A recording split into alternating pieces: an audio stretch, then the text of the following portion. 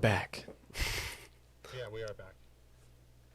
The world So, is very unfair, and one of the things that's unfair about the world is the fact that Spectrum Internet exists. that's So true. here we are. It's a Here real we bummer. are. We did it again. So, So subjective stuff. You were hopping right into we it. yeah. I'm not sure where you lost me, but I guess I was talking about defensive lines. So defensively, or in terms of subjective narratives and their sort of relationship to stats in this game, I think obviously one of the things that's really relevant to the outcome of this game is how both of the defensive lines play. And, I think the stats bear that out. I think when you look at the sort of narrative coming to this game is how do these offensive lines deal with the defensive lines? And I think that's kind of the full game. Mm-hmm. I think, and we could talk some more specifics about, we have specific matchup data that we'll talk about in a second, but I don't think that is just a subjective narrative. I think it's borne out in the actual just top level advanced stats. I mean, if you look at rush EPA surrendered on both of these teams, if you look at pass rush average PFF grade, I think those are great. I mean, I think the other sort of big narrative, and this is honestly the big narrative in every major college football game in the modern era, is just how do these two quarterbacks play. But I think there are some interesting things going on in this matchup, I think, in terms of narrative. So you have DJ Uiagalelei. There we go. Uyangulale. I'm going to I, try it one more time. You have DJ Uiagalelei. yeah, And I put the pronunciation there in our notes. Yeah, and I think, hold on, before I say that, I want to say, I'm actually making a good faith effort I'm not making fun of his name. I'm making a good faith effort to pronounce it. I'm just. Oh, absolutely. So Yeah. please, no one take this as me making fun of him. So the emergence of both of these quarterbacks and how they're treated in the narrative, I think is really interesting. So last year, DJ, we'll say, for convenience, played two games, one against a very, very, very good Notre Dame game and one against a Notre Dame team and one against a Boston College team that is not very good. Yeah. He did a very good job in both of them and, lit up Boston College and Yeah. had I would say, above average, slightly past workman-like game against Notre Dame. And, you had Trevor, so he had those two games under his belt. And you have JT Daniels with a full year of starting experience at USC and then 5 games in the last 5 games of Georgia's season last year. So I think it's just very interesting, and I get why this is, but I think the general prevailing feeling is that of the two of them, the surer bet is DJ Uiagalelei. So that's sort of interesting to me. I mean, I get there's a recency bias. B, I think there's a bias towards potential, right? And so you definitely think as a running quarterback, DJ has a lot of potential that JT does not. But it's interesting to me how these two quarterbacks are being treated, right? You have, I mean, fewer games, fewer snaps against worse opponents, right? Versus more games against better opponents, and we're giving the sure thing to the guy with less experience. I think I think both of these guys are gonna be great, and I think DJ is gonna be great too. But I think that people are sort of penciling it in as fait accompli that he's just going to come out and have a very good game. And I don't know that we have evidence that that's the case against a defense of this caliber, because he's never played a defense of Georgia's caliber. I mean, Exactly. Yeah. We can almost one-to-one this, right? I mean, it's a season apart, but like, what was the thing that we said every time Notre Dame played Georgia, or both times they played Georgia over the last few years, 2017, 2019, the first thing we said after both of those games was, it's very clear that there are some levels of this team at which Georgia is out-recruiting and just has better bodies than Notre Dame. And so I think, and look, he may come out and light up Georgia's defense. Oh, yeah, absolutely. It's totally possible. He might be the next Deshaun Watson. I have no doubt of that. But the idea that that's just going to happen because he's a Clemson quarterback with a Hawaiian last name and he can run, I think it's sort of being overcounted. And so that's one thing that I'm very interested in. And then I think the final sort of subjective thing and how it matches up to the narrative that I don't have an answer for. I have kind of an answer for those last two things, but something I don't have an answer for, and that I don't think the stats really answer, is what do we see out of UGA's receivers, right? And their tight ends. Yeah. I think there's a lot of talent still on the field for UGA when it comes to catching the ball. I don't know where that production is going to come from. I have some guesses, but I don't think that any of us. I mean, the names that we're used to seeing are just not there. Yeah. I'm not sure what the thought. I don't know what we're going to see, and I don't really think that there's anything in the stats that answers that question. They don't, definitely. We definitely have some. I mean, we have some pieces of it all. Like we've seen some production out of some of these receivers and the tight ends, of course, and especially in like our special teams too, like Kieris Jackson returning punts and everything. And same with Zamir White and third person who returned a bunch of kicks last year is escaping me. But I wonder though, like if we're framing it one way. Thank you, James Cook, our tiny fast boy. But we're framing it one way and thinking like we don't know where it's going to come from, and it sounds really negative, and that there's a lot of question marks that feel bad. But if you reframe it for a moment, that's got to be to an extent what Clemson is facing right now as well in preparing for this game, is that they also don't know where that production is going to come from. Typically, you would make sure you cut off George Pickens in the same way that we're going to try and cut off Justin Ross, I imagine. So it makes it a bit predictable. But the unpredictability may, hopefully, turn out to be a boon for us rather than something to be afraid of. Does that make sense? Mm-hmm. Yeah, absolutely. And I think there's certainly some. There's a degree to which uncertainty does make it harder to game plan, right? Yeah. And I think in a moment we can talk about the specifics of that, but I think that it's one of those things where I think we have a lot of pre-built-in assumptions, right? It's something that I'm trying to cure myself of, as well as sort of kind of a downer of a person when it comes to UGA. But you do not, like, maybe UGA's cursed, maybe they're snake bit, they have all these injuries at inopportune times, whatever, fine, right? But I think if we took the names off of the jerseys, we would be saying still probably that Clemson is a favorite. Oh. But that we would be focusing more on the sort of intriguing aspects, God, am I back? You're back, yeah. I swear to God. I almost just cursed on, I almost just said something bad. Very bad. All right. Anyway, if we took the names off the jerseys, I think we would be seeing a lot more intriguing aspects of in particular, Georgia's offense. So let's move on and let's talk about some more stats about UGA in general. I've pulled up a bunch of comparative stats for both of these teams, and I'm interested in what you think about them. A lot of sort of the more subjective stuff with PFF grades that we have access to now. PFF grades I know get a lot of criticism and a lot of people don't like them, but I think they are an interesting way to look at just sort of average quality of production. That idea, not just of how much you're returning, but how good is what you're returning, right? And so looking at the charts I have, is there anything that sort of stands out? Oh, definitely Georgia's rushing game is just, yeah. I'm looking through it. We've got 308 rushing attempts returning.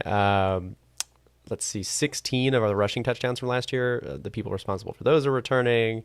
340. Like it's bonkers the run game that's returning, especially compared to Clemson. They relied so heavily on Travis Etienne, and it shows in the stats. And so, just yet another question mark of value, I guess, of what is it they're bringing? Is it as good? Is it going to be the same or not? Here's I'm going to spoil one of my takes in this game. I think Georgia's going to run the hell out of the ball. Well, yeah. And there's two reasons for that. One, average PFF rushing grade returning 78.9 for Georgia, 66.5 for Clemson. That 78.9 is very, very good. Right? Second, if you look at the strength of this team, and this is numbers that I'm getting from PFF, which I got from Dog Stats, who is going to have a very cool piece about just sort of like defensive line and offensive line of these two teams coming out on Dog Sports tomorrow, I think. But if you look at the PFF grades for these for the Clemson's defensive line, it's really interesting. So like you have Jordan McFadden has a very good. He's I think their big sort of tackle guy has a very good run grade, 83.4. Right. Mac Bronckhurst has 62.1. Oh, sorry, those offensive line. Sorry. Whoops, I'm looking at the wrong one. Let me find my stats real quick here. All right, here we go. This is what's interesting. Okay, so you got Brian Breezy and Miles Murphy, who are or Clemson's two biggest sort of like big name defensive line players, right? So Brian Brzee has a 81.2 pass defense grade from PFF, but a 57.5 run defense grade, right? Mm-hmm. Now, inversely, Miles Murphy has a 67% pass grade and a 92.5 run grade.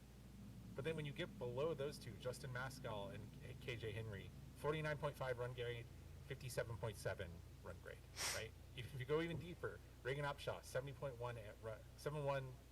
run grade, which is above average, pretty good. Trey Williams, 67.4.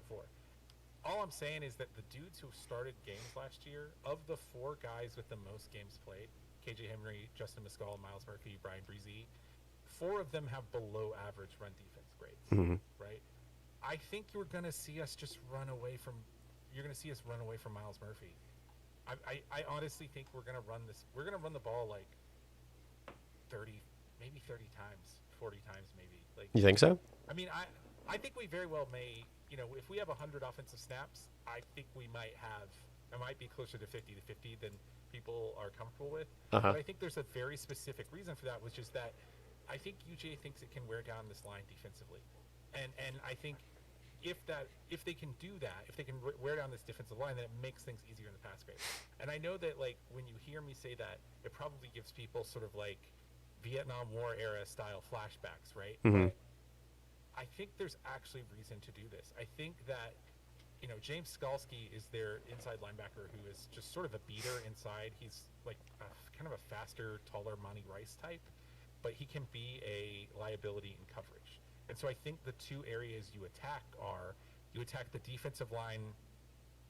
You attack Brian Brzee and KJ Driscoll on the ground, and you attack James Skalski in the air, as Skalski in the air, which I think that's what you're going to see ultimately. Another thing that's sort of coming up to me in terms of just looking at sort of PFF grades returning, if we look at like our Clemson's defensive line versus our offensive line, there's obviously a gap where PFF wise their defensive line has a better sort of it's just better, right?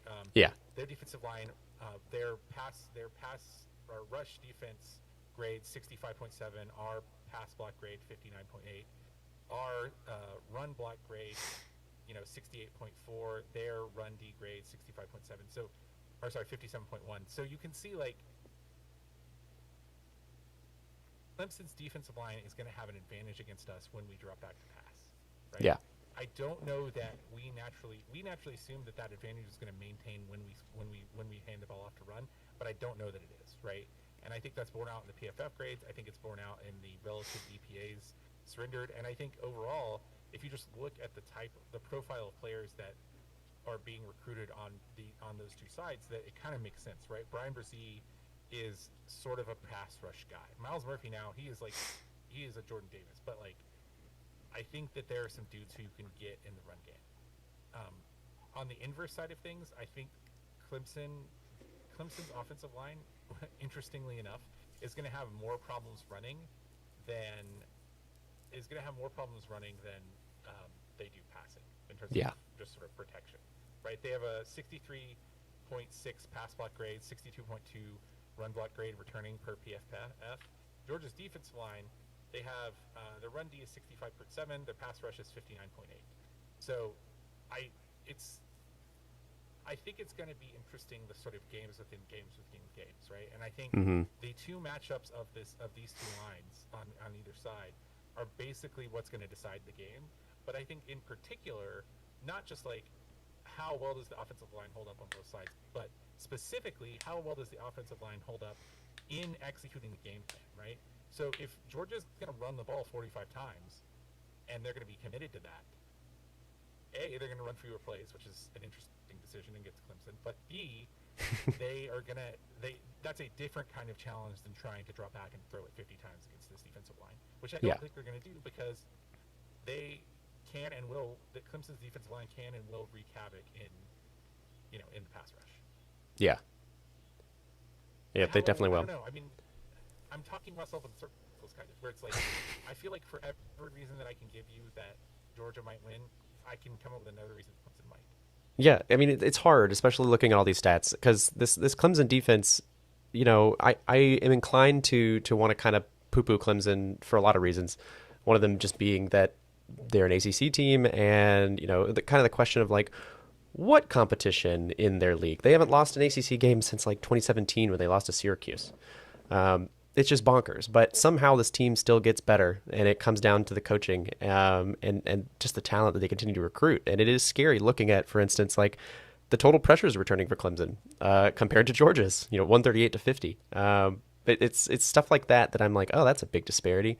Um, and so I do think it's going to be a really difficult game to watch. But I think you're correct when you say the key to winning this game is definitely going to be on the ground for Georgia, as it always is, and we say it all of the time. But the biggest disparity for Georgia here, when Georgia can score points, is the rushing game. And it's just going to be a tough game, but it's going to be. I think that's where it lays. It's we have less question marks there, with a lot more experience there, and we have a proven track record on the ground just based on these stats alone. And so we'll see, and I hope that it works.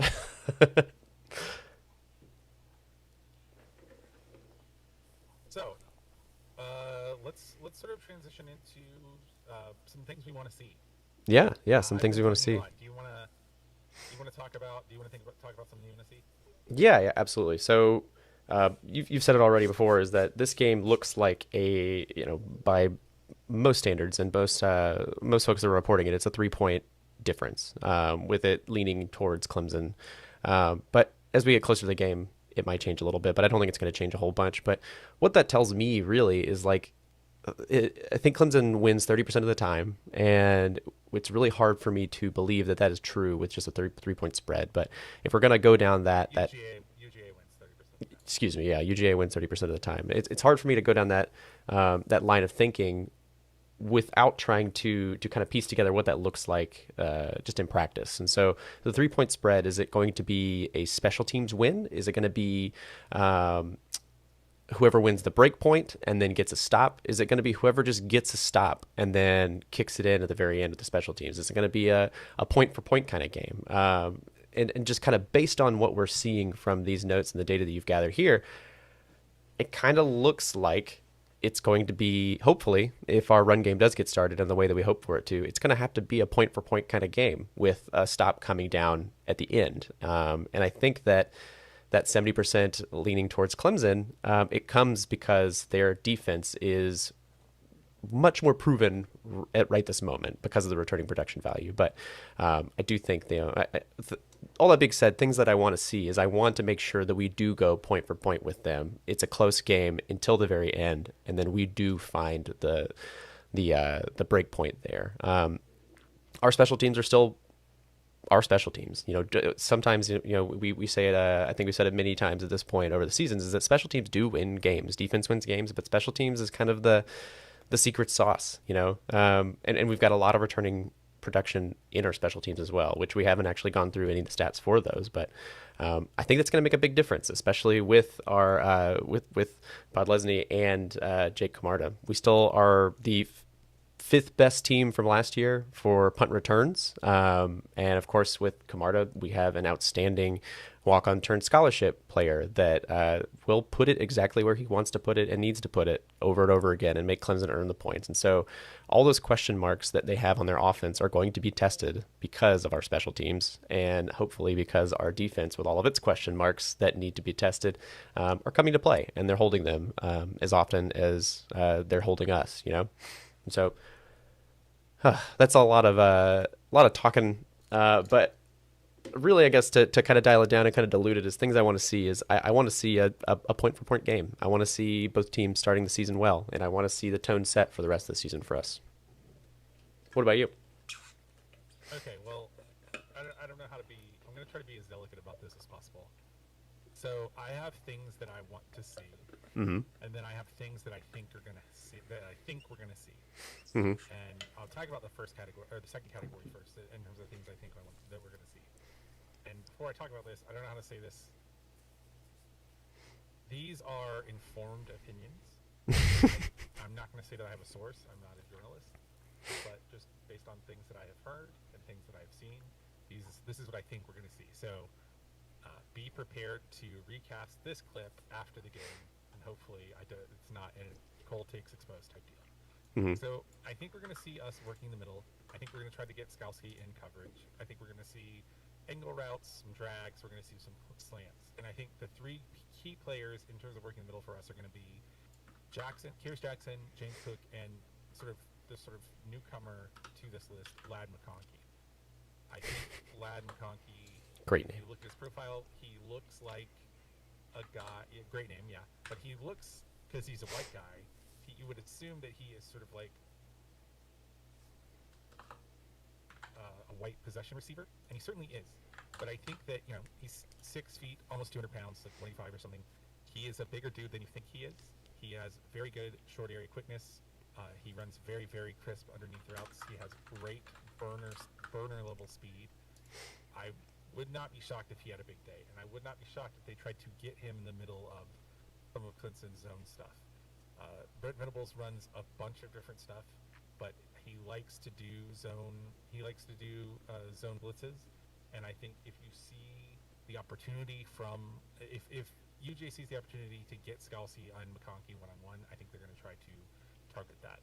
I think specifically the way they're going to do that is they're going to use a bunch of tight formations. I think you're going to see tight 2x2. I think you're going to see tight trips. I think you're going to see a lot of pre-snap movement. I think you're going to see a lot more of an exotic looking offense formationally and just aesthetically on the field than you saw last year, because if last year, you had X amount of success with 30% using 30% of the offense, and this year, you have 80 or 90% of the offense in, how does it just look different? And I think in particular, you're going to see a lot coming out of the tight trips formation and trips.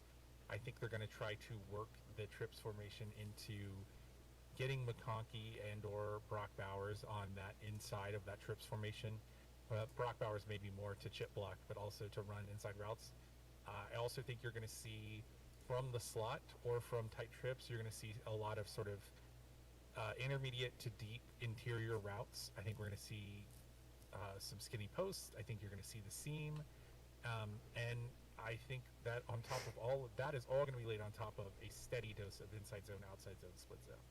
I think UGA might think that we can run outside on these guys. I think,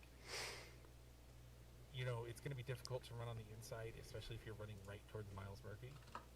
But I think that we are going to do our best to game plan around him. So I think you're going to see not just inside zone, but some trap. I think you're going to see some kick blocks. I think you're going to see double teams onto Murphy. I think you're going to see split zone coming across, right, where you have a tight end coming across to the backside of the formation at the snap, trying to specifically target Brian Brzee, who's usually on that outside edge. So I think this is all a long way of saying that I think the game plan is going to be a little bit less open than we think, right? I don't think that, even though I do think this is a very modernized offense from UGA, but I don't think that we're going to see, 5 guys at the edge of the field throwing it downfield all the time. There's going to be an element of that to the game, but I think we're going to try to work the center of the field a little bit more. I think the angle route is going to be a big deal. I think if you look at the way Ohio State targeted Clemson last year in the CFP, I think that's a pretty good model. Now, UGA certainly doesn't have a Chris Olave, but they have some guys who can work the middle of the field and run some zone beater interior routes, right? And I think they have some running backs in particular who can come out of the backfield on swings and angles and even wheel routes who can put pressure on the linebacking and safety core. Things I want to see. No snapping issues, right? Cedric Van Pan looks like he's going to start at center. And if he can have a clean game, that's a big deal. I think I also would really like to see big plays from Latavius Brinney or Amir Speed. Just whoever, probably going to be Latavius Brinney, whoever's filling in at the star position. If he can have a good game, that will really put a lot of pressure on Clemson to make some plays downfield, which, DJ has proven that he can do. But if the star plays well, we can probably keep him contained and eliminate him as a running threat to some extent. If you can do that, you take away a dimension of his offense, which I think is really important. Finally, I just want to see good footwork from JT, right? Don't hold on the ball too much. When you throw it down deep, don't let that back foot come up. And, I think if we see all of those things, you've got a pretty good chance. You're not like guaranteed, but, I think you're if you see a good JT game, and you see a good game from the center, and then you see a good game from whoever's at the star, and then Keely Ringo, probably, whoever's at your cornerback positions, I think you probably have, more like a 40 or 50% chance to win at that point. All right, now that I've gotten myself excited, let's talk about over under. Let's do that. Yeah. We didn't really talk much about Justin Ross at all. Being one of the star players in this Clemson team, and my first over under is, of course, having to do with him. So over under 1.5 touchdowns to Justin Ross. I'm gonna say under. Yeah. I've heard he's back 100%, Mm-hmm. and I believe that. I don't think that anyone at Clemson is sandbagging his health. It seems like they took a long time to bring him back and really got him through the acclimation period quite slowly. But I do think that I don't think that it's just you come back from an injury like that and what was apparently like a very life-threatening condition, right? Really? I don't think Wow. you come back. Well, not life-threatening, but like a serious spinal injury kind of thing. Jeez.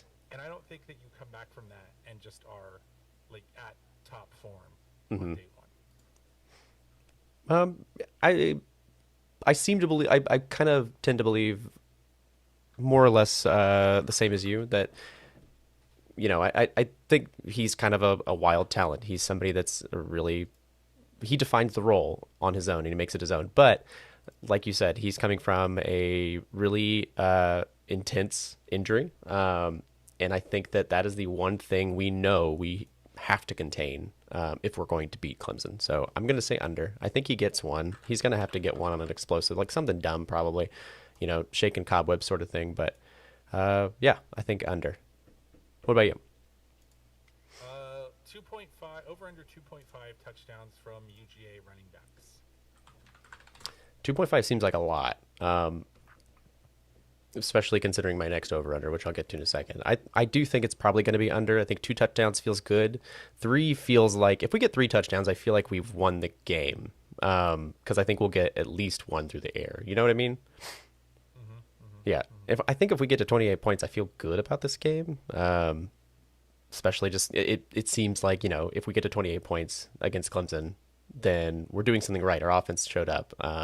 They'll probably be scoring just as many points, but yeah.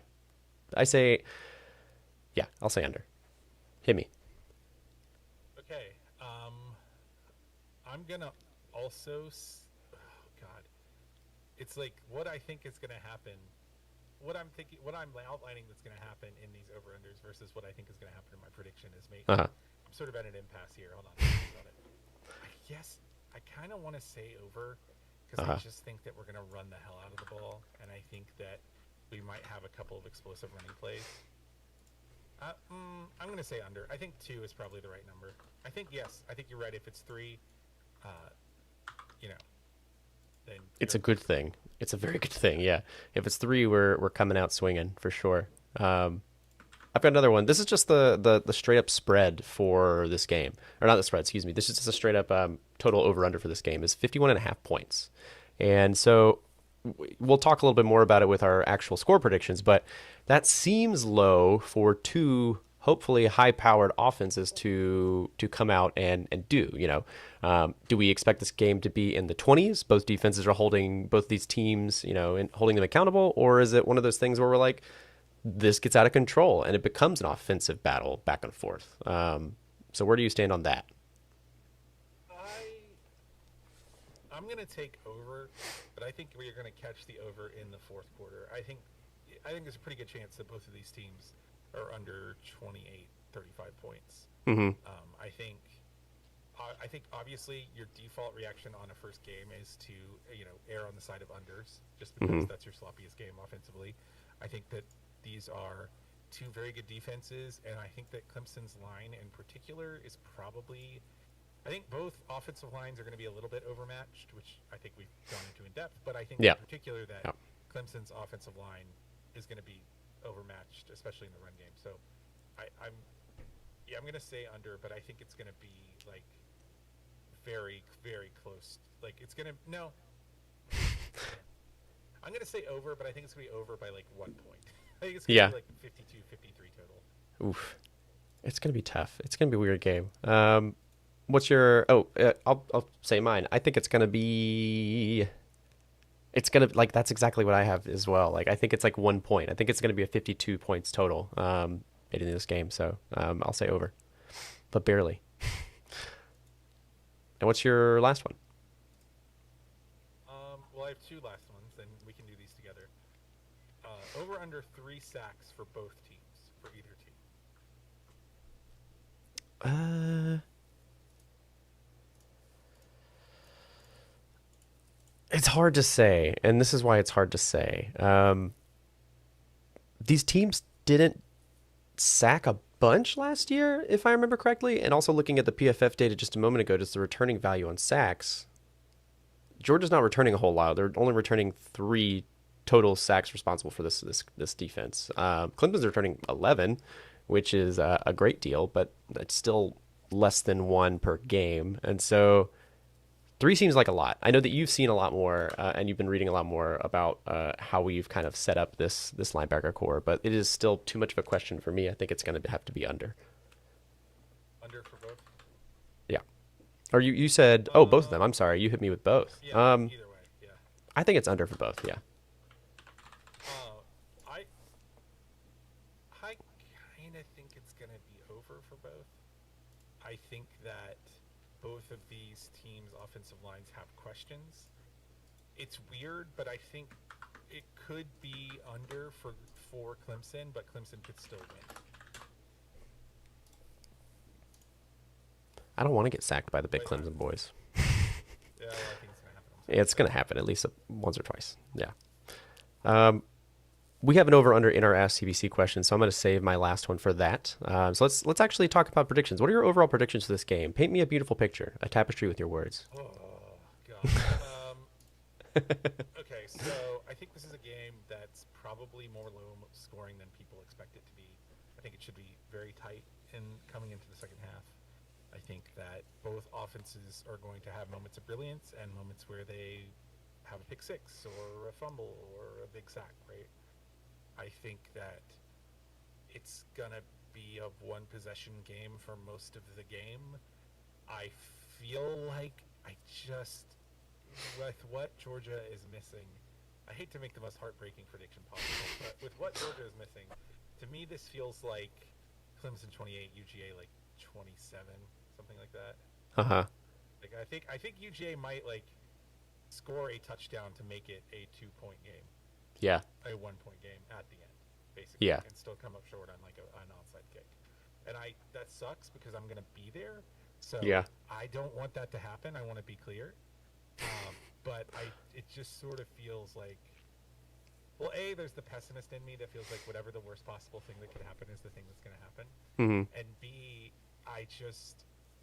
man, the injuries. I think if we had Tyke Smith, I might change this. Yeah. I might change this prediction. But it just feels like to me that, eventually there's going to be a moment in this game where you're like, if we had this guy, that might not have happened. Yeah, that's definitely going to happen. I definitely think that the biggest question marks for me going into this season are how do we handle the corners? And I think this will be a game won or lost on the corners for Georgia, in both sides of the ball. How are we getting the ball down the field, and how are we protecting and preventing Clemson from getting the ball down the field, down the corners as well? Are we becoming more explosive than we have been? Are we keeping Clemson from being as explosive as they have been?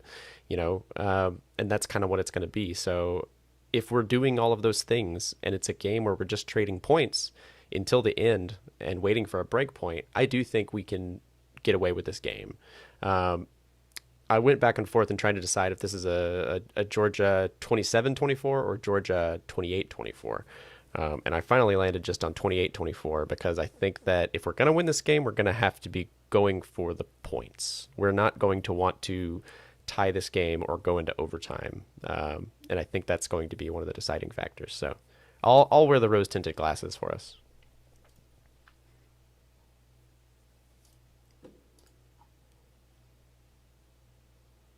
I lost you.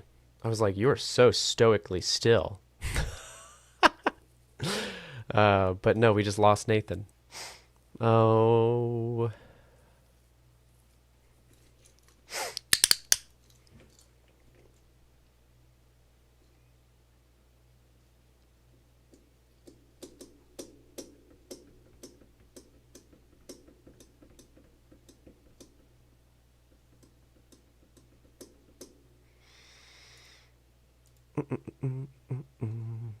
Hopefully Nathan will be back sooner rather than later.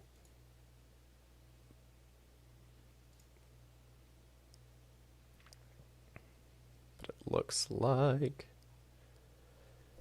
we might have to stop streaming and then come back around.